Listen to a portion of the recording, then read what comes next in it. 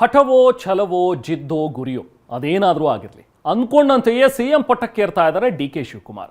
ಶಾಸ್ತ್ರ ಸಂಪ್ರದಾಯ ಶುಭಗಳಿಗೆ ಶುಭ ಮುಹೂರ್ತ ನೋಡಿಯೇ ಪ್ರಮಾಣ ವಚನ ಸ್ವೀಕರಿಸ್ತಾ ಇದ್ದಾರೆ. ಈ ಮೊದಲು ಗವರ್ನರ್ ಗಾಜಿನ ಮನೆಯಲ್ಲಿದ್ದ ಸಂಪ್ರದಾಯವನ್ನು ಕೂಡ ಮುರಿದಿದ್ದಾರೆ. ಹಾಗಾದ್ರೆ ನಾಳಿನ ಗಾಜಿನ ಮನೆಯಲ್ಲಿನ ಸಿದ್ಧತೆ ಹೇಗಿದೆ ಬನ್ನಿ ನೋಡೋಣ.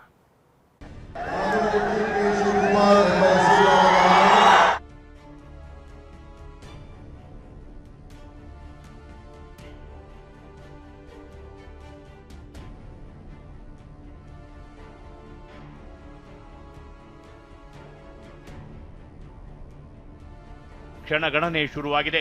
ಅಬ್ಬರದ ತಯಾರಿ ನಡೆದಿದೆ. ಡಿಕೆ ಪದಗ್ರಹಣಕ್ಕೆ ರಾಜ್ಯಪಾಲರ ಕಚೇರಿ ಲೋಕಭವನದ ಗಾಜಿನ ಮನೆಯಲ್ಲಿ ವೇದಿಕೆ ಸಜ್ಜಾಗುತ್ತಿದೆ. ನಾಳೆ ಸಂಜೆ 4:05 ರಾಜ್ಯದ ಮುಖ್ಯಮಂತ್ರಿಯಾಗಿ ಕನಕಪುರದ ಬಂಡೆ ಪ್ರಮಾಣ ವಚನ ಸ್ವೀಕರಿಸಲಿದ್ದಾರೆ. ರಾಜ್ಯಪಾಲ ಗೆಹ್ಲೋಟ್ ಪ್ರತಿಜ್ಞಾ ವಿಧಿ ಬೋಧಿಸಲಿದ್ದಾರೆ.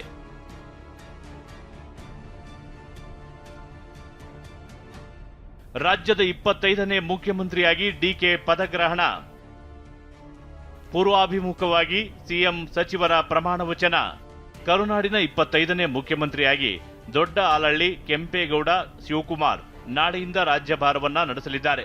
ಲೋಕಭವನದ ಗಾಜಿನ ಮನೆಯಲ್ಲಿ ಪೂರ್ವಾಭಿಮುಖವಾಗಿ ಮುಖ್ಯಮಂತ್ರಿ ಮತ್ತು ಸಚಿವರು ಪ್ರಮಾಣ ವಚನ ಸ್ವೀಕರಿಸಲಿದ್ದಾರೆ. ಇಷ್ಟು ದಿನ ಪಶ್ಚಿಮ ಅಭಿಮುಖವಾಗಿ ಇರುವ ವೇದಿಕೆಯಲ್ಲಿ ಕಾರ್ಯಕ್ರಮಗಳು ನಡೆಯುತ್ತಿದ್ವು. ಇದೀಗ ಡಿಕೆ ಪ್ರಮಾಣ ವಚನಕ್ಕಾಗಿ ದಿಕ್ಕು ಬದಲಿಸಲಾಗಿದೆ. ಲೋಕಭವನದ ಗಾಜಿನ ಮನೆಯಲ್ಲಿ 1100ರಷ್ಟು ಆಸನ ವ್ಯವಸ್ಥೆ ಕಲ್ಪಿಸಲಾಗಿದೆ. 40ಕ್ಕೂ ಹೆಚ್ಚು ವಿವಿಧ ಸ್ವಾಮೀಜಿಗಳು, ಧರ್ಮಗುರುಗಳು, ನ್ಯಾಯಾಧೀಶರು, ವಿಶೇಷ ಆಹ್ವಾನಿತರು, ಬೇರೆ ರಾಜ್ಯಗಳ ಸಿಎಂಗಳು ಸೇರಿದಂತೆ ಗಣ್ಯರಿಗೆ ವಿಶೇಷ ಆಸನಗಳ ವ್ಯವಸ್ಥೆ ಮಾಡಲಾಗಿದೆ. ನೂತನ ಮುಖ್ಯಮಂತ್ರಿಯಾಗಿ ನಾಳೆ ಡಿ.ಕೆ. ಶಿವಕುಮಾರ್ ಪ್ರಮಾಣ ವಚನ ಸ್ವೀಕರಿಸುತ್ತಾರೆ. ಲೋಕಭವನದಲ್ಲಿ ನಾಳೆ ಸಂಜೆ 4:30ಕ್ಕೆ ಪದಗ್ರಹಣ ಕಾರ್ಯಕ್ರಮ ಇದೆ. ಈ ಕಾರ್ಯಕ್ರಮಕ್ಕೆ ಹೊರ ರಾಜ್ಯಗಳಿಂದಲೂ ಕೂಡ ಸಾಕಷ್ಟು ಗಣ್ಯರು ಕೂಡ ಆಗಮಿಸ್ತಾರೆ. ಆಗಮಿಸುವಂತಹ ಗಣ್ಯರಿಗೆ ವಾಹನ ವ್ಯವಸ್ಥೆಯನ್ನು ಕೂಡ ಸರ್ಕಾರದಿಂದ ಮಾಡಲಾಗಿದೆ. ನಾನು ಈಗ ಕೆ ಗೆಸ್ಟ್ ಹೌಸ್ ನಲ್ಲಿದ್ದೀನಿ. ಇಲ್ಲಿ ವಾಹನಗಳ ವ್ಯವಸ್ಥೆ ಯಾವ ರೀತಿ ಮಾಡ್ಕೊಂಡಿದ್ದಾರೆ ಅಂತ ಎಕ್ಸ್ಪ್ಲೇನ್ ಮಾಡ್ತಾ ಹೋಗ್ತೀನಿ. ಅಂದ್ರೆ ಈಗ ಹೊರ ರಾಜ್ಯಗಳ ಮುಖ್ಯಮಂತ್ರಿಗಳು ಸೇರಿದಂತೆ ಅಂದ್ರೆ ಕಾಂಗ್ರೆಸ್ನ ಕೆಲ ನಾಯಕರುಗಳು ಬರ್ತಾರೆ ಅನ್ನೋ ಹಿನ್ನೆಲೆಯಲ್ಲಿ ಅಂದ್ರೆ ರಾಜ್ಯದ ಬೇರೆ ಬೇರೆ ಜಿಲ್ಲೆಗಳಿಂದ ವಾಹನಗಳನ್ನು ಕೂಡ ತರಿಸಲಾಗಿದೆ. ಅದೇ DPR ಇಂದ ವಾಹನಗಳ ವ್ಯವಸ್ಥೆಯನ್ನ ಮಾಡಲಾಗಿದೆ. ಒಂದು ಕಡೆ ಡಿ.ಕೆ. ಶಿವಕುಮಾರ್ ಪಟ್ಟಾಭಿಷೇಕಕ್ಕೆ ಕೊನೆಯ ಹಂತದ ತಯಾರಿ ನಡೆಯುತ್ತಿದೆ. ಲೋಕಭವನದ ಗಾಜಿನ ಮನೆ ಒಳಗೆ ನಡೆಯುತ್ತಿರುವ ತಯಾರಿಯನ್ನ ರಾಜ್ಯಪಾಲ ಥಾವರ್ಚಂದ್ ಗೆಹ್ಲೋಟ್ ವೀಕ್ಷಿಸಿದ್ದಾರೆ. ಇನ್ನೊಂದೆಡೆ ಲೋಕಭವನ ವಿಧಾನಸೌಧ ಸುತ್ತಲೂ ಕಟೌಟ್ ಅಳವಡಿಸಲಾಗುತ್ತಿದೆ. ಮತ್ತೊಂದು ಕಡೆ ಕಾರ್ಯಕ್ರಮ ವೀಕ್ಷಣೆಗೆ ಲೋಕಭವನದ ಬಳಿ LED ವ್ಯವಸ್ಥೆ ಕಲ್ಪಿಸಲಾಗಿದೆ. ಬಂದಂತವರಿಗೆ ಕಾರ್ಯಕ್ರಮವನ್ನು ವೀಕ್ಷಣೆ ಮಾಡಲಿಕ್ಕೆ LEDಗಳ ವ್ಯವಸ್ಥೆಯನ್ನು ಕೂಡ ಮಾಡಲಾಗಿದೆ. ನೀವು ದೃಶ್ಯದಲ್ಲಿ ನೋಡ್ತಾ ಹೋದ್ರೆ ಲೋಕಭವನದ ಮುಂಭಾಗದ ದ್ವಾರ ಎಂದೇ ಪ್ರಮುಖ ಗೇಟ್ ಎಂದೇ ಆ ಗೇಟ್ನಲ್ಲಿ ಹೂವಿನ ಅಲಂಕಾರಕ್ಕಾಗಿ ಎಲ್ಲಾ ರೀತಿಯ ಸಿದ್ಧತೆಗಳನ್ನು ಕೂಡ ಮಾಡ್ಕೊಳ್ತಾ ಇದ್ದಾರೆ. ನಾಳೆ ಸಂಜೆ ನಡೆಯುವಂತ ಮುಖ್ಯಮಂತ್ರಿಯ ಪದಗ್ರಹಣ ಕಾರ್ಯಕ್ರಮಕ್ಕೆ ಕೊನೆ ಹಂತದ ಸಿದ್ಧತೆಗಳು ಜೋರಾಗಿ ಬೆಂಗಳೂರಿನಲ್ಲಿ ನಡೀತಾ ಇದೆ. ಡಿ.ಕೆ. ಶಿವಕುಮಾರ್ ಅವರ ಆಪ್ತರು, ಅಭಿಮಾನಿಗಳು ಸಾಕಷ್ಟು ಸಂಖ್ಯೆಯಲ್ಲಿ ಸೇರುವ ಹಿನ್ನೆಲೆಯಲ್ಲಿ ಮುಂಜಾಗ್ರತಾ ಕ್ರಮವಾಗಿ ಎಲ್ಲಾ ರೀತಿಯ ವ್ಯವಸ್ಥೆಗಳನ್ನ ಮಾಡಿಕೊಳ್ಳಲಾಗಿದೆ. ವಿಧಾನಸೌಧ, ಲೋಕಭವನದ ಸುತ್ತಮುತ್ತ ಸಾಕಷ್ಟು LEDಗಳ ವ್ಯವಸ್ಥೆಯನ್ನು ಮಾಡಿಕೊಳ್ಳಲಾಗಿದೆ. ಇನ್ನು ಡಿಕೆ ಪದಗ್ರಹಣಕ್ಕೆ ಬರುವ ಗಣ್ಯರು, ಅತಿ ಗಣ್ಯರಿಗೆ ಪ್ರತ್ಯೇಕ ಪಾಸ್ ವ್ಯವಸ್ಥೆ ಕಲ್ಪಿಸಲಾಗಿದೆ. ಪಾಸ್ ಇದ್ದವರಿಗೆ ಮಾತ್ರ ಪ್ರಮಾಣ ವಚನ ಕಾರ್ಯಕ್ರಮಕ್ಕೆ ಕಳಿಸಲಾಗುತ್ತೆ. ಗಣ್ಯರು, ಸ್ವಾಮೀಜಿಗಳು, ಸಿನಿ ತಾರೆಯರಿಗೆ ಪ್ರತ್ಯೇಕ ಆಸನ ವ್ಯವಸ್ಥೆ ಮಾಡಲಾಗಿದೆ. ಕಾಂಗ್ರೆಸ್ನ ದೆಹಲಿ ನಾಯಕರು, ಶಾಸಕರು, ಮಾಜಿ ಸಚಿವರು, ರಾಜಕೀಯ ನಾಯಕರ ಕುಟುಂಬದವರು ಹಾಗೂ ಬೆಂಬಲಿಗರಿಗೆ ಪ್ರತ್ಯೇಕ ಆಸನದ ವ್ಯವಸ್ಥೆ ಕಲ್ಪಿಸಲಾಗಿದ್ದು, ಕಾರ್ಯಕ್ರಮಕ್ಕೆ ಬರುವವರಿಗೆ 3 ರೀತಿಯ ಪಾಸ್ ನೀಡಲು ಸಿದ್ಧತೆ ನಡೆದಿದೆ. ಇನ್ನು ಡಿಕೆ ಪದಗ್ರಹಣ ಕಾರ್ಯಕ್ರಮಕ್ಕೆ ಸಿಮಂತ್ ಕುಮಾರ್ ಸಿಂಗ್ ಸಿದ್ಧತೆ ನಡೆಸಿದ್ದು, ಹಿರಿಯ ಅಧಿಕಾರಿಗಳ ಜೊತೆಗೆ ಚರ್ಚಿಸಿದ್ದಾರೆ. ಬೆಂಗಳೂರಿನ ಎಲ್ಲ ವಿಭಾಗದ ಲಾ ಅಂಡ್ ಆರ್ಡರ್ ಡಿಸಿಪಿಗಳು, ಟ್ರಾಫಿಕ್ ಡಿಸಿಪಿಗಳ ಜೊತೆ ಸಭೆ ಮಾಡಿದ್ದಾರೆ.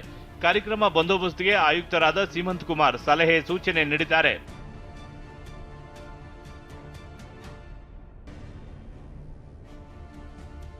ಸಿಎಂ ಆಗಿ ಡಿಕೆ ಪ್ರಮಾಣ ವಚನದಂದೇ ಕಾಂಗ್ರೆಸ್ ಭವನದ ನೂತನ ಕಟ್ಟಡ ನಿರ್ಮಾಣಕ್ಕೆ ಶಂಕುಸ್ಥಾಪನೆ ನಡೆಯುತ್ತೆ ಎನ್ನಲಾಗ್ತಿದೆ. ರಾಹುಲ್ ಗಾಂಧಿ ಅನುಮತಿ ನೀಡಿದರೆ ನಾಳೆಯೇ ರೇಸ್ ಕೋರ್ಸ್ ರಸ್ತೆಯಲ್ಲಿರುವ ನೂತನ ಕಾಂಗ್ರೆಸ್ ಭವನದ ಶಂಕುಸ್ಥಾಪನೆ ನಡೆಯಲಿದೆ. ಪಟ್ಟಾಭಿಷೇಕದ ದಿನದಂದೇ ಕಾಂಗ್ರೆಸ್ನ ನೂತನ ಭವನದ ಶಂಕುಸ್ಥಾಪನೆ ನೆರವೇರುವ ಎಲ್ಲ ಸಾಧ್ಯತೆಗಳಿವೆ. ನಾನೀಗ ರೇಸ್ ಕೋರ್ಸ್ ರಸ್ತೆಯ ಕಾಂಗ್ರೆಸ್ ಭವನದ ಶಂಕುಸ್ಥಾಪನೆ ನೆರವೇರುವ ಜಾಗದಲ್ಲಿ ಇದ್ದೇನೆ. ಇದೇ ಜಾಗದಲ್ಲಿ ಈಗಾಗಲೇ ಕಾಂಗ್ರೆಸ್ ಭವನ ಕಟ್ಟುವ ಎಲ್ಲ ಪ್ಲಾನ್ಗಳನ್ನು ಮಾಡಲಾಗ್ತಿದ್ದು. ಮೊನ್ನೆ ಅಷ್ಟೇ ಡಿ.ಕೆ. ಶಿವಕುಮಾರ್ ಅವರು ಇದೇ ಜಾಗಕ್ಕೆ ಬಂದು ಎಲ್ಲ ಪರಿಶೀಲನೆ ಮಾಡಿದ್ರು. ನಾಳೆ ಸಂಜೆ ರಾಹುಲ್ ಗಾಂಧಿ ಅವರು ಬರ್ತಿರೋದ್ರಿಂದ ಅವ್ರು ಏನಾದರೂ ಅನುಮತಿ ಸೂಚಿಸಿದ್ರೆ ನಾಳೆ ಸಂಜೆಯೇ ಏನು ಕಾಂಗ್ರೆಸ್ ಭವನದ ನೂತನ ಕಟ್ಟಡದ ಶಂಕುಸ್ಥಾಪನೆ ನೆರವೇರುವ ಎಲ್ಲ ಸಾಧ್ಯತೆಗಳಿವೆ. ಇತ್ತ ಲೋಕಭವನ ಸುತ್ತಮುತ್ತ ಪೊಲೀಸರಿಂದ ವಾಹನ ಸಂಚಾರ ವ್ಯವಸ್ಥೆಯಲ್ಲಿ ಹಲವು ಬದಲಾವಣೆ ಮಾಡಲಾಗಿದೆ. ನಾಳೆ ಮಧ್ಯಾಹ್ನ 12ರಿಂದ ರಾತ್ರಿ 8 ಗಂಟೆಯವರೆಗೆ ಕೇಂದ್ರ ಭಾಗದಲ್ಲಿ ಸಂಚಾರಕ್ಕೆ ನಿರ್ಬಂಧ ಹೇರಲಾಗಿದೆ. ಕಬ್ಬನ್ ರಸ್ತೆಯ ಬಿಆರ್ಬಿ ಜಂಕ್ಷನ್ ನಿಂದ ಸಿಟಿಒ ಜಂಕ್ಷನ್ ನಿಂದ ಲೋಕಭವನದವರೆಗೆ ಪದಗ್ರಹಣ ಕಾರ್ಯಕ್ರಮದಲ್ಲಿ ಭಾಗವಹಿಸುವ ವಾಹನ ಹೊರತುಪಡಿಸಿ ಉಳಿದೆಲ್ಲ ವಾಹನಗಳ ಸಂಚಾರ ನಿಷೇಧಿಸಲಾಗಿದೆ.